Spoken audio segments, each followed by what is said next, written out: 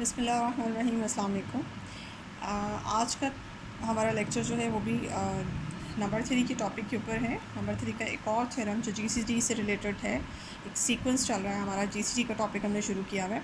उसी से रिलेटेड एक थ्योरम मैंने आपको पिछले लेक्चर में करवाया था। अब उसी से रिलेटेड एक और थ्योरम जीसीडी से रिलेटेड आपके सामने लिखा हुआ है।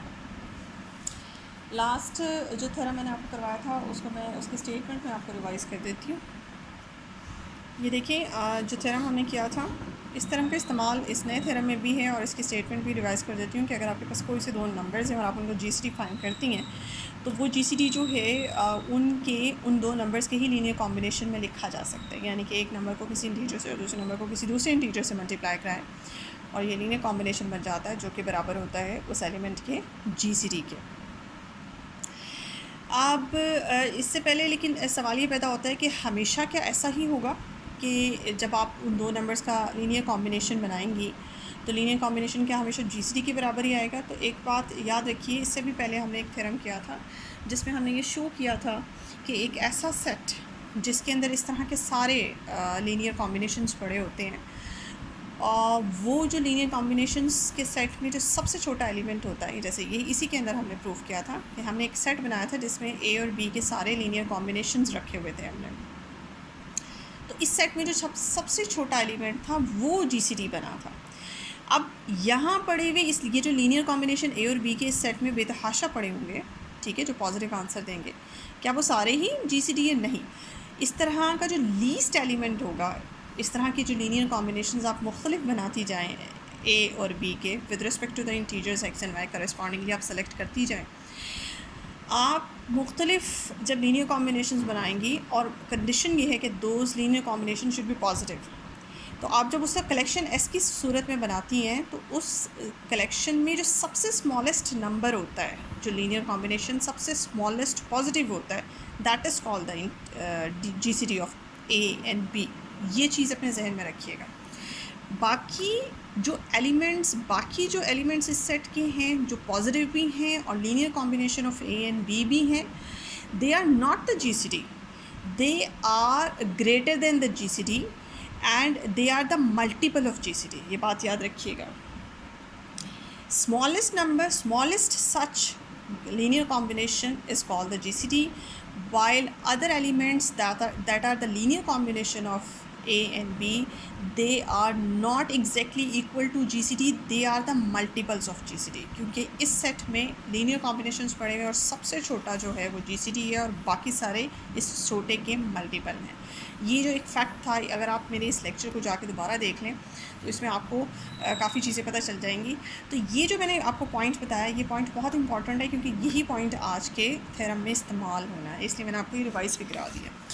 अब आते हैं अपने असली काम की तरफ। एक्चुअल काम जो है आज हमारा वो ये है कि अगर आप ए और बी का जीसीडी लेती हैं, फॉर एग्ज़ाम्पल दो नंबर्स का जीसीडी फाइंड करते हैं और फिर उन्हीं नंबर को किसी एक इंटीजर से मल्टीप्लाई कराया, के टाइम्स कर दिया उस नंबर को, ए को भी और बी को भी। अब इन दोनों का जीसीडी लिया, इन दोनों का जो जीसीडी है वो ओरिजिनल ए और बी के जीसीडी का भी के टाइम्स है, ठीक है। अब यहाँ टी होगा तो टी टाइम्स होगा और यहाँ पे के जो है वो पॉजिटिव नंबर है, ठीक है, बिकॉज राइट हैंड साइड का product equals to the GCD of the left hand side, तो लेफ्ट हैंड साइड जीसीडी हमेशा पॉजिटिव होता है। दैट्स पे के अगर पॉजिटिव नेगेटिव भी है तो आप इसका मॉड ले लें और ये आपके पास पॉजिटिव हो जाएगा।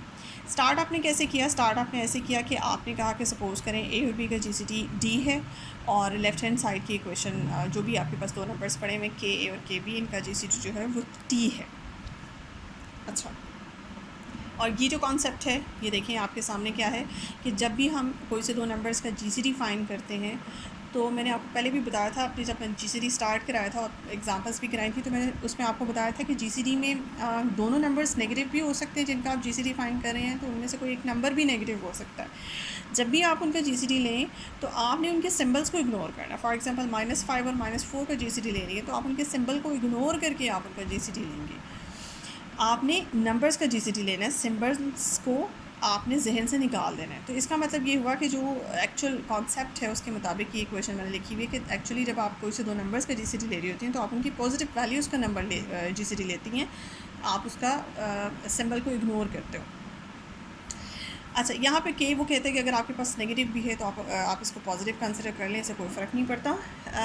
अब सिंस वी नो, अभी जैसे मैंने आपको अभी थ्योरम रिवाइज़ कराया, इससे पहले का थ्योरम जीसीडी के ऊपर है कि हर दो नंबर का जो जीसीडी है वो उन्हीं दो नंबर्स के लीनियर कॉम्बिनेशन की फॉर्म में लिखा जा सकता है। तो देखिए मैंने ये लीनियर कॉम्बिनेशन की फॉर्म में डी को लिख दिया, क्योंकि डी जो है वो ए और बी का जीसीडी था for any two integers u and v. इसी इक्वेशन को राइट हैंड साइड से या लेफ्ट हैंड साइड से, जहाँ से भी आप के से मल्टीप्लाई करा दें, के से मल्टीप्लाई करा के लेफ्ट हैंड साइड तो जो भी बनी, लेकिन राइट हैंड साइड के ऊपर गौर करें कि आपके पास के ए और के बी बन गया। अब के और के बी क्या था? के और के बी ये दूसरे दो नंबर से जिनका जीसीडी हमने ऊपर टी रखा हुआ है। अब ये जो इक्वेशन नंबर सी आई है, ये इक्वेशन नंबर सी है, this is called the linear combination of के ए एंड के बी। अब जैसे कि मैं आपको बताती हूँ हमेशा, अभी जैसे मैंने पीछे भी बताया कि लीनियर कॉम्बिनेशन जो है, अब इस कोई से दो नंबर्स का बराबर होता है जीसीडी के, प्रोवाइडेड कि वो लीनियर कॉम्बिनेशन जो है वो लीस्ट लीनियर कॉम्बिनेशन हो, यानी कि यू और वी की ऐसी वैल्यूज़ आप सेलेक्ट करें जो बाकी सारे लीनियर कॉम्बिनेशन से, यानी कि अगर मैं एक कलेक्शन बनाऊँ के ए और के बी के लीनियर कॉम्बिनेशंस का, तो उनमें से जो लीस्ट लीनियर कॉम्बिनेशन हो, अगर वो ये यू और वी को मल्टीप्लाई करने से आता है, then this right hand side will be exactly equal to the GCD. लेकिन आप ये देखें कि ये तो एक रैंडमली, ये जो यू और वी की सिलेक्शन थी, ये लीस्ट सिलेक्शन यहाँ पे थी कि जो डी मुझे जीसीडी देता है, लेकिन ये यू और वी मैंने के ए और के बी के रिस्पेक्ट से सिलेक्ट नहीं किए। तो यहाँ पे ये आप इस वाली सी क्वेश्चन को जस्ट राइट हैंड साइड को जस्ट जनरल कंसिडर करेंगे कि ये आपके पास कोई से आपने दो इंटीजर्स लिए और ये के ए और के बी का आपके पास लीनियर कॉम्बिनेशन आ गया। अब ये लीनियर कॉम्बिनेशन मुझे यहाँ श्योर नहीं है कि ये लीस्ट लीनियर कॉम्बिनेशन है, यानी कि ये जो लीनियर कॉम्बिनेशन है ये वैल्यू लीस्ट देता है। अगर तो ये लीस्ट देता है तो ये टी के बराबर है, अगर ये लीस्ट वैल्यू नहीं देता तो फिर ये टी के मल्टीपल के बराबर है। तो because I am not sure here, तो इसलिए फिर मैंने इस लीनियर कॉम्बिनेशन को एग्जैक्ट टी के इक्वल करने के बजाय टी के मल्टीपल के इक्वल कर लिया, बिकॉज हमें यहाँ पे डाउट है फॉर एनी इंटीजर आर। उसके बाद आप क्या करें, इस इक्वेशन को देखें, ये जो आपके पास नई इक्वेशन आई है, लेफ्ट हैंड साइड पे left hand side is a multiple of two numbers and right hand side is also multiple of two numbers. तो अगर मैं इसको इस नज़र से देखूं कि इसको एक नंबर कंसिडर करूं और इसको समझूं कि ये this is a multiple of two numbers, तो ये दो नंबर्स जो टी और आर हैं, ये डी और डी के का के दो फैक्टर्स नज़र आ रहे हैं। तो दो फैक्टर्स हैं और it's been to be this, मैं यहाँ से रिजल्ट निकाल सकती हूँ कि टी जो है वो डी के को डिवाइड करे, बिकॉज अगर यहाँ पे फॉर एग्जांपल आपके पास 6 लिखा हो, 6 इज इक्वल टू 2 इंटू 3, तो 2 भी 6 को डिवाइड करेगा और 3 भी 6 को डिवाइड करेगा, दैट्स वाई। तो ये दो नंबर्स जो हैं वो मल्टीपल हैं, जो फैक्टर्स हैं डी के, तो इसका मतलब है टी भी डी के को डिवाइड करे और आर भी। फ़िलहाल हम यहाँ से सिर्फ ये वाला रिजल्ट अपने मतलब का रिज़ल्ट निकालेंगे, टी जो है वो डी के को डिवाइड कर रहा है। इसको इक्वेशन नंबर 1 करके रख लें। उसके बाद सिंस डी के बारे में फैक्ट किया, डी जो है वो जीसीडी है ए और बी का, इसका मतलब है डी ए को भी डिवाइड कर रहा है और डी जो है बी को भी डिवाइड कर रहा है। और इस तरह की एक और बात, बिल्कुल स्टार्ट में जब मैंने आपको थ्योरम कराए थे तो फिर मैंने ये वाला जो रिज़ल्ट है ये मैंने आपको तब बताया था, बिल्कुल स्टार्ट के छोटे छोटे से थ्योरम्स, कुछ रिजल्ट्स थे थ्योरम्स के, प्रूफ तो नहीं मैंने कराया था लेकिन उनके छोटे छोटे से स्टेटमेंट्स थी और मैंने आपके ऊपर छोड़ा था कि आप खुद प्रूफ करेंगे। उसमें एक रिज़ल्ट ये भी था कि अगर एक नंबर दूसरे नंबर को डिवाइड कर रहा है तो उन दोनों नंबर्स को अगर आप किसी एक ही नंबर से मल्टीप्लाई करते हैं, जैसे कि यहाँ पे किया हुआ है, डिवाइज़र को भी और डिविडेंड को भी, दोनों को एक ही नंबर से मल्टीप्लाई किया हुआ है, तो भी वो equation as it is true होती है। सिमिलरली यही काम आपने डी और बी के साथ किया। अब यहाँ पे क्या आ गया, यहाँ पे एक ही नंबर है, डिवाइज़र में एक ही नंबर है जो दो मुख्तलिफ नंबर्स को डिवाइड कर रहा है। इसका मतलब है डी के जो है वो के और के बी का, सॉरी यहाँ पे आपके पास डी बी नहीं है, के बी है। अब आपके पास डी के जो है वो कॉमन डिवाइज़र आ गया के ए और के बी का। This is the common divisor of के एंड के बी। अब कॉमन डिवाइज़र और लीस्ट कॉमन डिवाइज़र में क्या फ़र्क होता है, ग्रेटेस्ट कॉमन डिवाइज़र में क्या फ़र्क होता है। D K is the general common divisor while T is the greatest common divisor. तो कोई और जो के ए और के बी का डिवाइज़र होगा वो डेफिनेटली आपके के ए और के बी के जीसीडी से लेस भी होगा और वो इसके जीसीडी को डिवाइड भी करेगा। ये बात मैं आपको पहले भी बता चुकी हूँ। So by equation number 1 and equation number 2, इन दोनों इक्वेशंस को जब आप कंबाइन करते हैं तो आप देखते हैं कि डी के जो है वो टी के बराबर है, क्योंकि T divides D K and D K divides T, तो फाइनली डी के टी के बराबर आ जाता है। इसके बाद if D K is equals to T then D क्या था, ए बी का जी सी डी, और टी क्या था, के और के बी का जी सी डी. सो आपने प्रूव कर लिया कि के ए के बी का जो जी सी डी है वो के टाइम्स ए और बी का जी सी डी. अगर आप यहाँ पे के को इस तरह से मॉडलेस भी ले लेते हैं तो कोई फ़र्क नहीं पड़ता. हैंस प्रूफ यहाँ पे यह एक चीज़ कंफर्म हो जाएगी कि आपका जो डी के है वो हम पॉजिटिव इसलिए ले रहे हैं क्योंकि लेफ्ट राइट हैंड साइड पे एक मॉडल्स पड़ा हुआ है और लेफ्ट हैंड साइड का आंसर भी पॉजिटिव ही आना चाहिए. सॉरी जीसीडी पड़ा हुआ है तो लेफ्ट हैंड साइड का आंसर भी पॉजिटिव ही आना चाहिए because GCD is always positive. जी आपका ये थ्योरम तो हो गया प्रूफ. अब इस थ्योरम की हम करते हैं कुछ एप्लीकेशन. इस थ्योरम को कुछ छोटी छोटी सी हमारे पास 2-4 करोलरीज हैं जो मैं आपको प्रूफ करके दिखाना चाहती हूँ. उसमें आपके इस थ्योरम का रिज़ल्ट इस्तेमाल होगा. अब आपने ये देखा कि चेन है एक थ्योरम, कुछ रिज़ल्ट्स की चेन है. नंबर 3 ऐसी है. नंबर 3 में आपने हर रिज़ल्ट को इक्वली इम्पॉर्टेंट समझना है, उसको याद करना है क्योंकि हर पिछला रिज़ल्ट जो है वो आपके अगले रिज़ल्ट में इस्तेमाल होता है. अच्छा जी, एक करोलरी हमारे पास है जिसमें ये रिज़ल्ट आपके सामने जो लिखा हुआ है ये इस्तेमाल होगा. फॉर एग्ज़ाम्पल हमारे पास ए और बी कोई से 2 नंबर्स हैं और उसका जीसीडी डी है. तब आप शो करें कि अगर इन्हीं नंबर्स को जीसीडी से डिवाइड कर दिया जाए और नए नंबर्स बनाया जाए तो आंसर जो है आपके पास 1 आता है. यानी कि अभी आपके जीसीडी का आंसर ए और बी के जीसीडी का आंसर डी है, लेकिन इन्हीं नंबर्स को अगर इसी जीसीडी से डिवाइड करके नए नंबर्स बनाया जाए ए बाई डी और बी बाई डी तो इन दोनों नंबर्स का जो जीसीडी है वो 1 के बराबर होगा. इसको प्रूफ कैसे करेंगे? लेट करें कि आपके पास ए और बी का जीसीडी जो है वो डी है. अब जीसीडी का क्या मतलब होता है? जीसीडी एक ऐसा नंबर होता है जो ए और बी फिर दोनों को डिवाइड करेगा, पूरा डिवाइड करेगा. और डिवाइड का मतलब मैं आपको बिल्कुल फर्स्ट लेक्चर में समझा चुकी हूँ. नंबर 3 के अंदर डिवाइड का कतन मतलब ये होता है कि हमारे पास वो ऐसी डिवीजन हो जिसका रिमाइंडर आपके पास नॉन ज़ीरो हो. तो ये पूरी डिवीजन होती है, यानी कि आपके पास डी जो है वो ए का भी फैक्टर होगा और बी का भी फैक्टर होगा. इसका मतलब है ए को पूरा डिवाइड करता है तो इट्स मीन कि जब हम इस ए को डी से डिवाइड करेंगे तो आपके पास रिमाइंडर ज़ीरो होगा और आंसर में आपके पास एक इंटीजर ही आएगा. सिमिलरली बी बाई डी भी एक इंटीजर का ही आंसर, इंटीजर के फॉर्म में आंसर देगा. उसके बाद आपने क्या किया, आपने जो है इस राइट हैंड साइड में जाके अंदर ए को डी से मल्टीप्लाई और डिवाइड किया बैलेंस करने के लिए और बी को भी डी से मल्टीप्लाई और डिवाइड करके बैलेंस कर लिया. उसके बाद राइट हैंड साइड के ऊपर आप ये देखें कि ए बाई डी एक ऐसा नंबर है जो डी टाइम्स लिखा हुआ है और बी बाई डी एक ऐसा नंबर है जो डी टाइम्स लिखा हुआ है. तो अब यही आपके पास जो रिज़ल्ट ऊपर है इस रिज़ल्ट को यहाँ पर अप्लाई करें. इफ़ के टाइम्स सम नंबर एंड के टाइम्स सम नंबर अनदर नंबर बी हो जैसे, तो वो के बाहर निकल आता है और ए बी का जी सी डी रह जाता है. तो सिमिलरली ए बाई डी और बी बाई डी अंदर रह जाएंगे और डी जो है वो बाहर निकल आएगा. अगले स्टेप में यही डी लेफ़्ट साइड पे जाके उसको डिवाइड करके 1 कर देता है तो आपके पास ए बाई डी और बी बाई डी का जीसीडी जो है 1 आ जाता है. अब ये रिज़ल्ट आपने इस सेंस में याद रखना है कि अगर ए और बी का जीसीडी डी हो तो फिर उन्हीं नंबर्स को जब हम डी से डिवाइड उसी जीसीडी से डिवाइड कर देंगे तो रिमाइंडर आपके पास जो जीसीडी है वो आपके पास इन नए नंबर्स का 1 आएगा. इसके अलावा एक और करोलरी है हमारे पास, इसमें भी इसी का रिज़ल्ट इस्तेमाल होगा. फॉर एग्ज़ाम्पल अगर आपके पास एक ऐसा नंबर है जो कि सी को और बी भी एक ऐसा नंबर है जो सी को डिवाइड कर रहा है और ए और बी का आपस का रिलेशन ये है कि ये दोनों को प्राइम है, यानी कि इनका जीसीडी जो है वो 1 आता है. तब आप ये शो करें कि ए और बी का प्रोडक्ट भी सी को डिवाइड करेगा. But the conclusion is false. Conclusion जो है वो फॉल्स हो जाता है अगर इनका जीसीडी 1 ना हो. तो ये तभी है इफ़ आपको जीसीडी ए और बी का 1 आ जाए. इसका प्रूफ देखते हैं.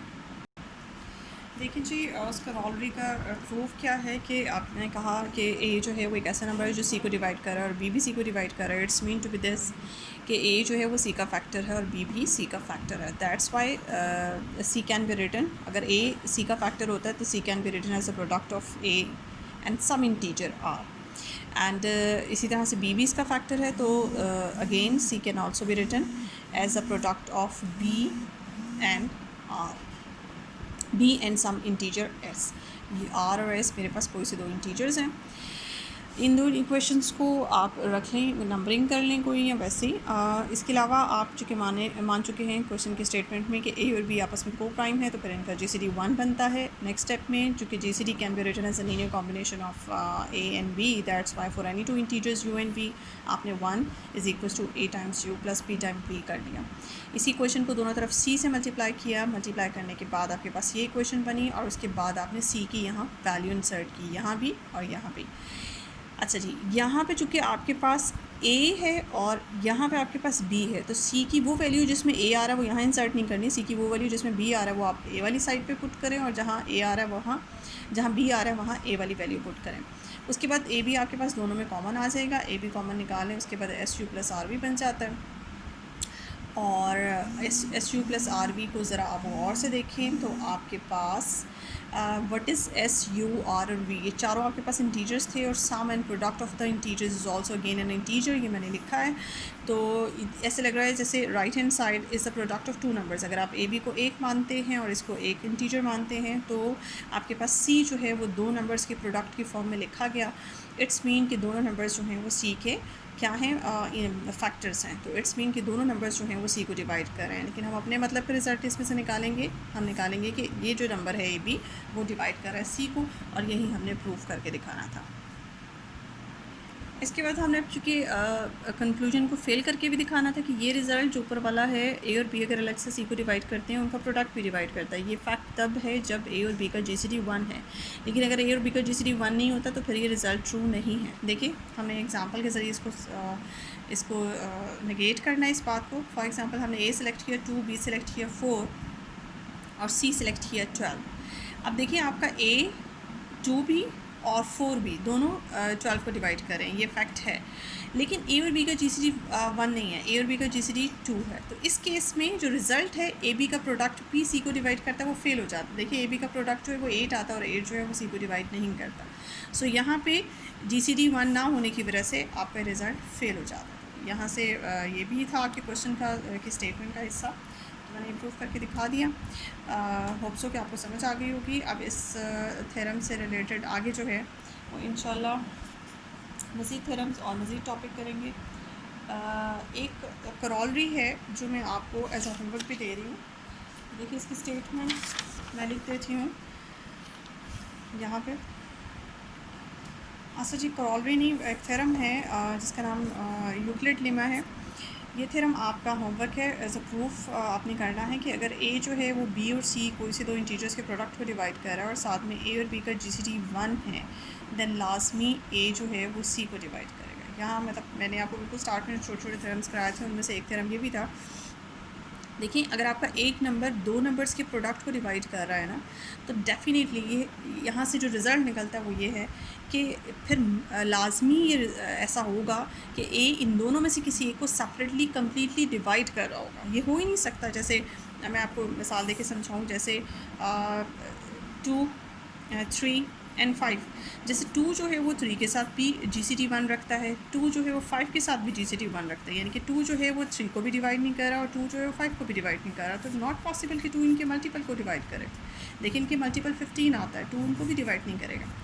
हाँ, अगर 2 जो है वो 3 को डिवाइड नहीं करता या 3 के साथ जीसीडी 1 रखता है, बट एक नंबर है यहाँ पे आपके पास 4, जैसे 2 जो है वो 4 को डिवाइड कर रहा है, तो 2 3 के साथ 3 को डिवाइड नहीं करता बट 4 को डिवाइड करता है, तो 3 के मल्टीपल को ज़रूर डिवाइड करेगा, प्रोवाइडेड कि उस मल्टीपल जिस नंबर से आप 3 को मल्टीप्लाई कर रहे हैं वो नंबर का 2 के साथ रिलेशन ये हो कि 2 उस नंबर को डिवाइड करे। सो जब भी आपका नंबर कोई एक नंबर दो नंबर्स के प्रोडक्ट को डिवाइड कर रहा हो, तो फिर लाजमी है कि उनमें से कम किसी एक के साथ, ये भी हो सकता है कि 2 डिवाइड्स 4 × 6 24, ये तो फैक्ट है, दोनों को डिवाइड कर रहा है तो ओके, ये तो ज़्यादा अच्छी बात है।